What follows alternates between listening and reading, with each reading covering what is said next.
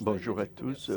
Je voudrais commencer en saluant toutes et tous les présents et remercier le professeur João Bosco Libraf de cette invitation pour que je vienne parler dans ce forum et parler sur les perspectives et les opportunités entre le Brésil et l'Afrique. Hier matin, le ministre des Affaires étrangères, Mauro Vieira, pendant son exposé en tant qu'invité d'honneur, nous a montré très clairement la reprise de la priorité de l'Afrique pour la politique extérieure du président Lula. Ainsi qu'il a cité aussi les plusieurs piliers de cette reprise.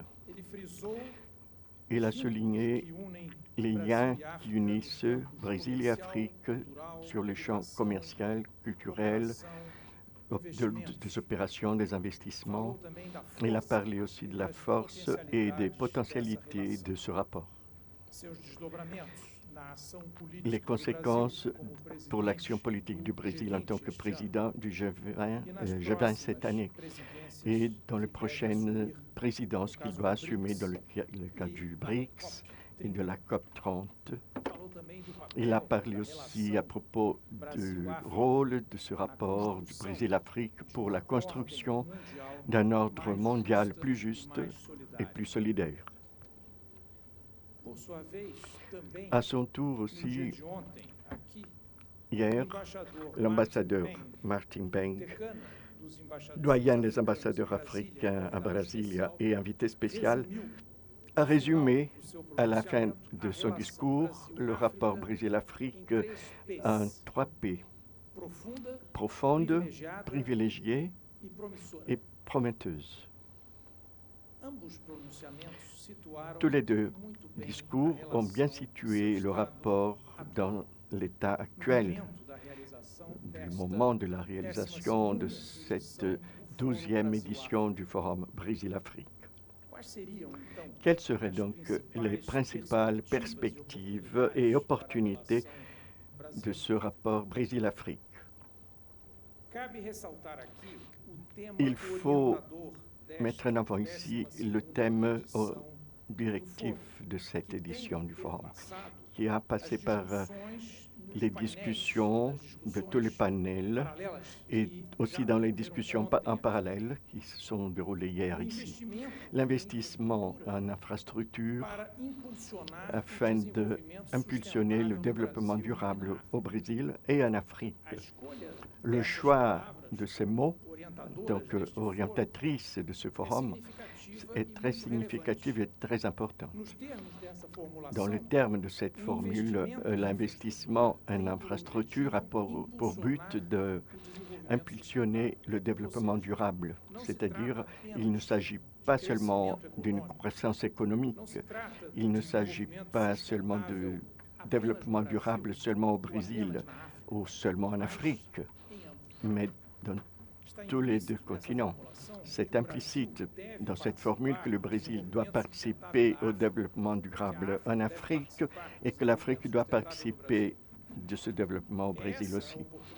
C'est ça l'opportunité qu'on a aujourd'hui au Brésil et en Afrique.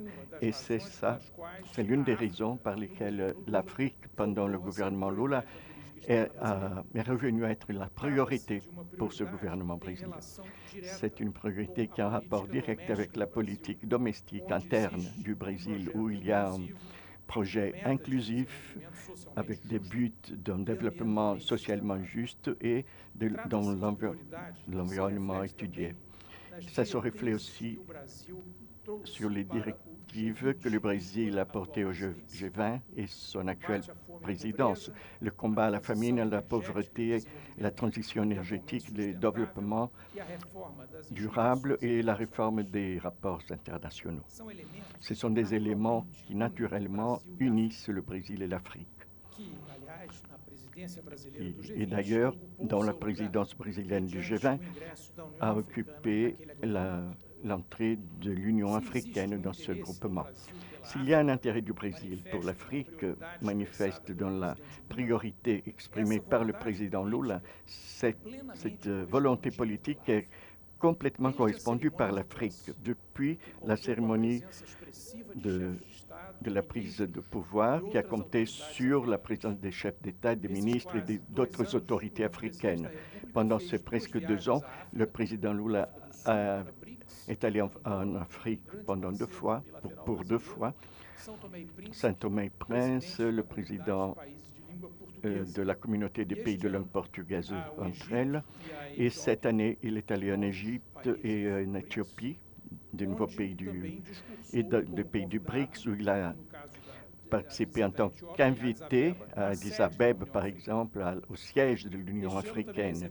Et cette année aussi, on a reçu le président du Bénin, Patrice Talon, dans une période de coïncidence avec les commémorations de la Journée de l'Afrique, le 25 mai.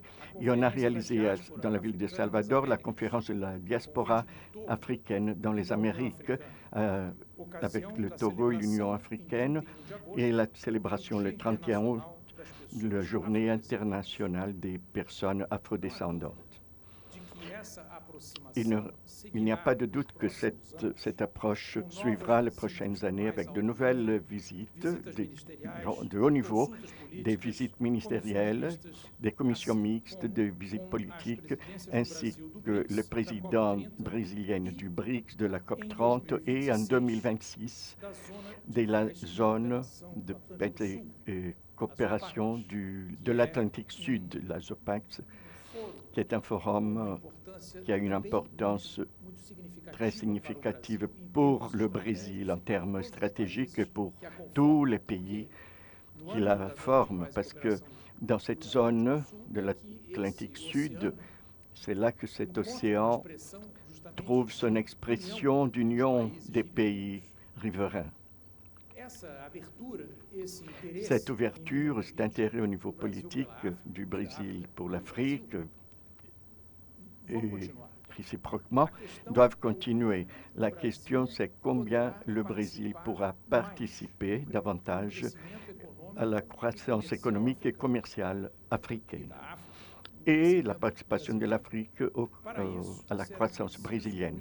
Pour autant, il faudra un engagement des agents économiques et financiers du Brésil et les internationaux aussi. L'Afrique, c'est un nouvel horizon de développement global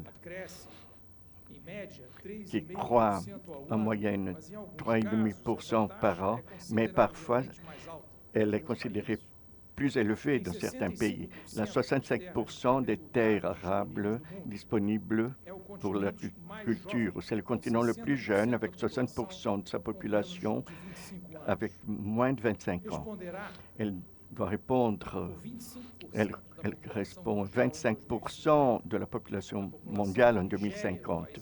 La population du Nigeria, le pays africain le plus peuplé, est estimée à 23 millions de personnes, 223 millions de personnes, plus que le Brésil qui est 220, selon le dernier recensement. Les projets africains annoncés aux investisseurs étrangers a grandi autour de 40% les dernières années, arrivant à un total de 766. 6 des 15 mégaprojets, c'est-à-dire des projets de plus de 10 milliards de dollars en marche dans le monde, se trouvent en Afrique, avec des pays doués de matrices des bilans énergétiques potentiellement propres et avec une croissance en énergie renouvelable.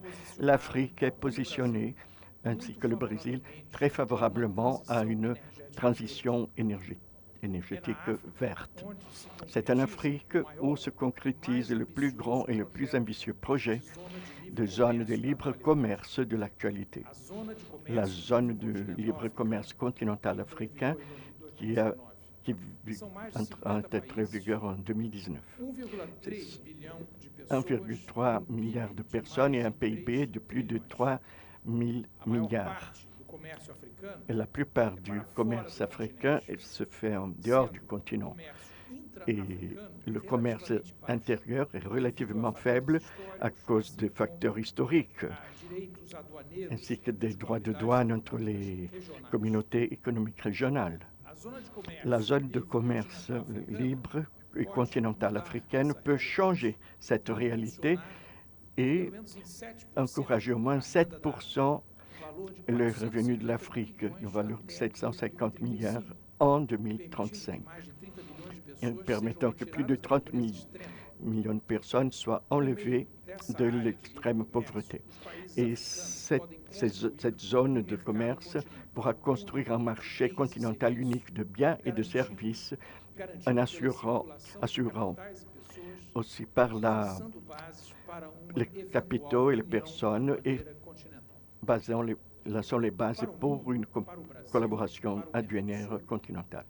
Pour le Mercosur, c'est une grande opportunité. En 2022, plus de 2 tiers des exportations de Mercosur pour l'Afrique, c'était pour des pays avec le bloc n'a pas d'accord commercial. Donc, il y a beaucoup à faire. Le commerce du Brésil avec le continent est encore modeste, surtout face à la potentialité, ces potentialités qu'on a vues. Autour de 22 millions de commerce, c'est ce qu'a le Brésil avec l'Afrique aujourd'hui. L'Inde a plus de 100. La Chine, alors, de 143 millions. Et en 2023, le plus grand destinataire de nos exportations en Afrique, c'était l'Algérie, l'Égypte, l'Afrique du Sud, le Maroc et le Nigeria. Et dans le sens inverse, le Brésil a importé surtout d'Algérie, du Maroc, du Nigeria, de l'Angola et de l'Afrique du Sud. Ce commerce que nous avons aujourd'hui avec l'Afrique a déjà été plus grand. En 2007, il arrivait à 7% du commerce total du Brésil. En 2023, c'était que 3,25%. Là, c'est un potentiel évident qu'on a. Le Brésil aussi s'est maintenu à peu près dans la même position pendant qu'elle avait plus de 20 ans en arrière. Du point de vue de la participation relative dans ce commerce africain, en 2003, c'était le 16e, aujourd'hui c'est le 15e. Et aujourd'hui, le monsieur qui a parlé avant moi, l'Exbank a parlé 4%, 4% seulement du commerce relatif d'une région à l'autre. C'est très peu. Mais quand même, il y a des données et des signes qui nous encouragent.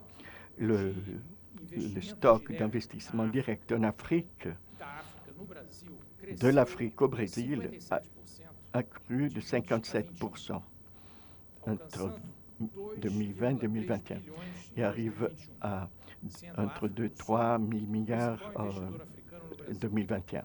L'Afrique est le principal investisseur dans ce groupe. Les investissements africains annoncés ici incluent l'expansion du terminal 3 de l'aéroport de Guarulhos à São Paulo par une entreprise de l'Afrique du Sud et un investissement très important d'une usine d'engrais au Maranhão par des entreprises du Maroc. Déjà, le stock d'investissement en Afrique est arrivé à 1,9 milliard en 2021. Et Angola, c'est le plus grand destin de ces investissements. Cela indique le besoin d'investissement en infrastructure en Afrique, soit pour un meilleur flux de sa production minérale vers les ports, puisque ce sera accru de la zone de libre commerce et même la production d'énergie et d'aliments et une plus grande mobilité d'une population en expansion. L'infrastructure africaine devra simplifier et se consolider. Le rapport entre le Brésil et le continent africain ne fait qu'augmenter. L'APEX Brésil a 14 projets sectoriels, une marche pour les pays africains. Il y a un outil gratuit qui est disponibilisé par l'APEX. Et là, on identifie plus de 5 800 opportunités pour les exportations brésiliennes et vers les 54 pays africains. Ça couvre une grande variété de secteurs comme les aliments, les boissons, le pétrole, les minerais de fer, les véhicules, les manufactures de fer et d'acier. Avec le ministère des Affaires étrangères, en 2023, on a réalisé des missions d'entrepreneurs en Égypte, au Kenya, en Éthiopie et aussi cette année en Namibie, et au Mozambique, en Tanzanie et en Botswana. Cet intense agenda de promotion commerciale vient compléter à celle de la coopération que le Brésil maintient avec l'Afrique et qui inclut les champs de la productivité agricole, santé, diversification de l'économie, l'industrialisation verte et digitale et numérique et le secteur scientifique et technologique.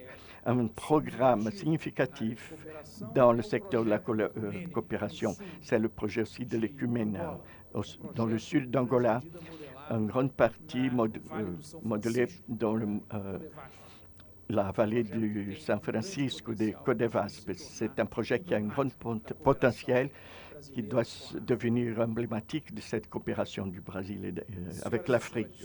Mesdames et messieurs, la reprise de la politique pour l'Afrique représente donc une vision intégrée et équilibrée de notre politique extérieure, car elle est associée à la reprise des politiques internes, des droits de l'homme, des combats au racisme, d'égalité raciale. L'Afrique est aujourd'hui le thème, directement, indirectement, le thème de tous les ministères du gouvernement. Le développement du Brésil ne doit pas et ne peut pas être dissocié du développement de l'Afrique. La priorité politique du ministère des Affaires étrangères et d'autres agences du gouvernement brésilien, elle prend en compte tous ces facteurs qui montrent une certaine direction. C'est l'approfondissement du rapport dans toutes ses dimensions. Ce forum, en réunissant des entrepreneurs, des investisseurs, des académiciens, des journalistes et des agents du gouvernement, des gouvernements, a un rôle crucial pour la reprise de conscience de la place de plus en plus importante que l'Afrique devra occuper dans l'agenda brésilienne et dans l'agenda international. Si l'un des grands défis, c'est de mobiliser le capital nécessaire pour la réalisation des investissements en infrastructures, il y a clairement des conditions pour que ces mouvements se traduisent dans des niveaux plus accélérés de développement durable et des transitions énergétiques, soit en Afrique qu'au Brésil, avec un retour grandement significatif pour tous. C'est pour cette vision et ces objectifs que nous voyons et que nous avons travaillé dans le cadre du ministère des Affaires étrangères. Merci beaucoup.